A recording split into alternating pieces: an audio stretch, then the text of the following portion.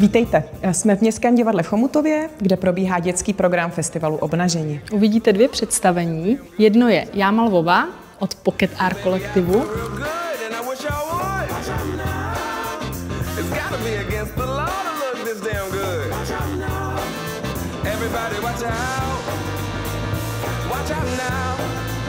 I'm ready for a good time, and I came to groove. The whole band's here, and we came to move. Got a fresh haircut and 2 new shoes. We're here all night like we got nothing to lose. Coming out the jacket, cause we're turning up the heat. I wanna see you clapping when you get up out your seat. It's time to make it happen when we hit these streets. I'm coming in hot. Působilo to tak magicky, chvilkama se to měnilo. Bylo to zábavný. Mně se líbilo to, jak dokázali přenést na nás ty emoce. A druhé jsou Mikrosvěty od Jasmíny Viktorové a Sabiny Bočkové.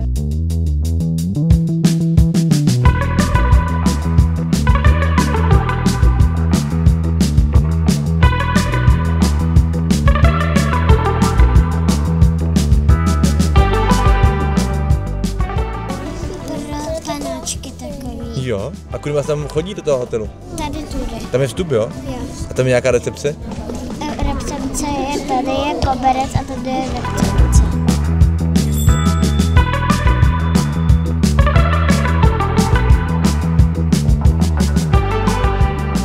Hlavní program Festivalu Obnaženi probíhá tradičně během letních prázdnin. Právě dětskou část, jeho dětský program jsme se před lety rozhodli přesunout do školního roku. Tak, aby ho mohlo vidět co nejvíce dětí ještě v rámci školní výuky. A právě proto spolupracujeme s organizací MAS Západní Krušnohoří. V rámci festivalu představujeme především projekty současného tanečního umění, projekty výtvarného umění, ale také hudbu, literaturu a přinášíme do programu také workshopy, kde se můžou naši návštěvníci aktivně zapojit do tvorby.